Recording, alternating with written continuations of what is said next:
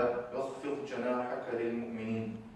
وقال النبي صلى الله عليه وسلم: ليس منا من لم يرحم صغيرنا ويعرف شرف كبيرنا. صدق الله العظيم وصدق رسوله النبي الكريم ونحن على ذلك لمن الشاهدين والشاكرين والحمد لله رب العالمين. My dear brothers, sisters, respected elders, Allah subhanahu wa ta'ala has created this world, and Allah has made it a place where we fulfill the rights of Allah and we fulfill the rights of one another. That's why some ulama, many names have been given to this world. One of the names given to this dunya is Darul Huquq, the house and the place where the rights are fulfilled. Then in the Akhirah is known as Darul Jaza, where we are given our reward for fulfilling these rights. And Allah subhanahu wa ta'ala has granted different people in society different rights. We have the general rights of the Muslims, then you have the rights of the neighbors, extra rights of the parents, the ulama, the elderly and those in need. So when we fulfill these rights, then Allah subhanahu wa ta'ala will reward us in such ways that we cannot imagine. Allah first and foremost will grant us barakah in this world. Allah will help us in this world, and then in the akhirah, the reward of Allah is such that we can't even imagine. The general rights of the Muslims, what the Prophet ﷺ has spoken about these rights. And the Prophet ﷺ said in a hadith of Bukhari and Muslim, Ibn Umar radiallahu anhu, he states that the Prophet ﷺ said that al-Muslim wa akhul Muslim, that a believer is a brother for another believer. So as Muslims, we are brothers and sisters. Even the non-Muslims and the Ummah of the Prophet ﷺ are our brothers and sisters, but the rights of a Muslim are slightly more. So the Prophet ﷺ elaborated on this. So what does he mean that we are brothers and sisters? The Prophet ﷺ said, number one, لا يظلمه, they do not oppress one another, and they do not oppress their brothers and sisters. Secondly, the Prophet ﷺ said, وَلَا يُسْلِمُهُ, and they do not abandon the Muslim brothers and the Muslim sisters, leaving the help of the Muslim brothers and sisters when they need our help or they are more in need than us. This is not from the quality of being a Muslim. This is general society. Anybody is in need in our society, then we fulfill their needs before we fulfill our needs. And what does Allah give us for this? The Prophet ﷺ goes on to explain, مَنْ كَانَ فِي حَاجَةِ أَخِيهِ كَانَ اللَّهُ فِي حَاجَتِهِ. Whoever is there to fulfill the needs of his Muslim brother or his Muslim sister, then Allah subhanahu wa ta'ala will fulfill their needs. So we are helping others, Allah subhanahu wa ta'ala is helping us. وَمَنْ فَرَّجَ عَنْ مُسْلِمٍ كُرْبَةً, and whoever removes a difficulty from another Muslim, Allah subhanahu wa ta'ala will remove the difficulties of the day of judgment for that person. A day which will be so severe, a day which people will be sweating. Some people will be sweating to the knees, some to the waist, some to the chest. Others will be drowning in their own sweat due to the severity of that day. Allah subhanahu wa ta'ala will remove our difficulties just because we remove the difficulties of a Muslim brother, a Muslim sister, or somebody in our locality. We remove the difficulties, Allah will remove our difficulties. The hadith carries on, the Prophet ﷺ explains, whoever covers the mistakes of a Muslim brother, Allah will cover his mistakes on the day of judgment. So from the rights of the Muslim brothers and the rights of our community is that we fulfill the needs of those people who are more in need of us. If they have any difficulties, remove their difficulties, and Allah in this world will bless us by fulfilling our needs, and in the Akhirah, Allah will remove all the difficulties of the Akhirah. And this is the general rights of the community, the general rights of all the Muslims. Then as we know, the parents have special rights, our teachers have special rights, the ulama, the people of knowledge have special rights. Amongst the people who have special rights are those who are elderly and those who are in need. The Prophet ﷺ stated, there's a hadith in Tirmidhi and Abu Dawood, in which the Prophet ﷺ said that a person cannot be a complete believer. We can claim to be Muslims and believe in Allah, but the true quality of Iman and true qualities of a Muslim, the Prophet ﷺ says that a person cannot be a complete believer. مَنْ لَمْ يَرْحَمْ صَغِيرَنَا, whoever does not have mercy and compassion for the youngsters. Whoever is harsh with the youngsters and is always firm with the youngsters, then this is not a quality from the believers. We have to be very soft, very lenient with the youngsters. And the Prophet ﷺ said, وَيَعْرِفْ شَرَفَ كَبِيرِنَا, and the one who does not recognize the virtue and the status of the elders. So we have to have mercy on our youngsters and respect our elders and recognize the status that Allah subhanahu wa ta'ala has given the elders and the elderly in our community. The Prophet ﷺ said that from honoring Allah subhanahu wa ta'ala is honoring of the elderly Muslims. إِنَّ مِنْ إِجْلَالِ اللَّهِ تَعَالَى إِكْرَامَ ذِي الشَّيْبَةِ الْمُسْلِمِ.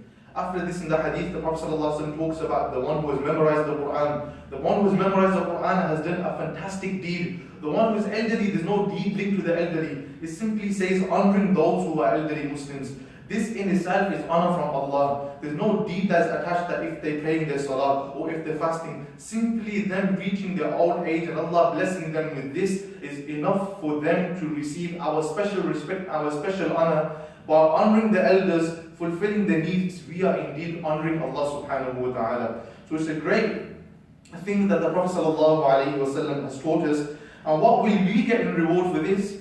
Because we live in at times where everybody wants to see some sort of benefit for everything they do. If we don't see no benefit for ourselves, then we live in a selfish society, unfortunately, where we don't want to help other people unless we see some sort of benefit for ourselves. So the Prophet ﷺ has told us the benefit. The Prophet ﷺ has told us, because honoring the elders is honoring Allah, Allah will honor you. And the Prophet ﷺ states in the hadith of Tirmidhi, that مَا أَكْرَمَ شَابٌ شَيْخًا لِسِنِّي, that there is no youngster who honors an elder simply because of his age or simply because she has become old. They are honoring them, they are fulfilling their needs because they have become old. إِلَّا قَيَّضَ اللَّهُ لَهُ مَنْ يُكْرِمُهُ عِنْدَ سِنِّي, except that Allah appoints a person that when this youngster reaches old age, when this young woman reaches old age, Allah will appoint a person who will honor them and look after them simply because they honored somebody for the sake of Allah subhanahu wa ta'ala. So those in our society who are more vulnerable, those in our society who are more in need, we have to help those, and that is our responsibility.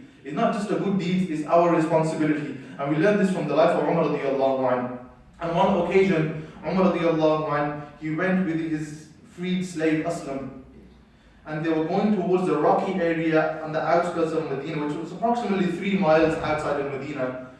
And there were very few people residing and living over there. Everybody was inside the city. That was a rocky land, and then after the rocky land, the desert began. So just after the rocky land was the desert. So by the time they got to the dry desert, they seen a small campfire in the distance. So Umar radiallahu anhu realized that there must be somebody there. There's no fire unless there's somebody there.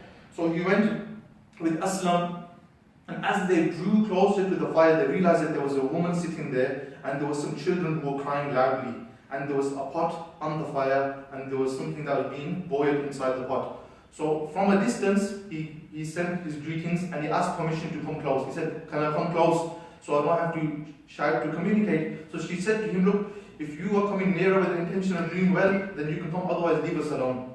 If you're just going to come and look at us and walk away, we don't need you." So Umar radiallahu anhu went closer and said, "Look, what's the matter? What's happening? I can hear the children crying and everything." And the woman started to complain about the harshness of the night. We know in Medina, compared to Makkah, Medina tends to get cold at night, and especially in the winter, it gets very cold in Medina. So she was complaining, "Look, it's the harsh conditions of the night, it's very cold weather outside." So he said, "Why are the children crying?" She said, "They have no food." So he said, "What's inside the pot? You're cooking something inside the pot." He said, "It is water." To make the children seem that, look, food's on the way, don't worry, chill, get some sleep. Otherwise the children were crying and screaming out of hunger. So just to console the children, she made it seem as though that food's on the way.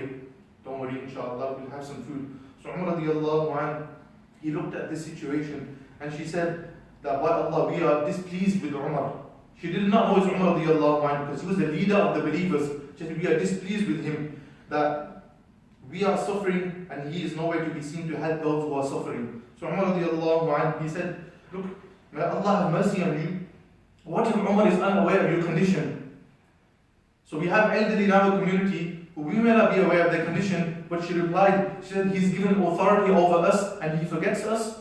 So we have people in our community, the elderly, who we have to inquire about. Nobody's going to come knocking on our doors. We have old relatives, or we know people in our streets who are old, and we have to inquire about them. If safe option, we don't want to go knock on the door, then at least we can call them, or we can get the number of somebody and give them a call. "Auntie, uncle, are you okay? We can come help you."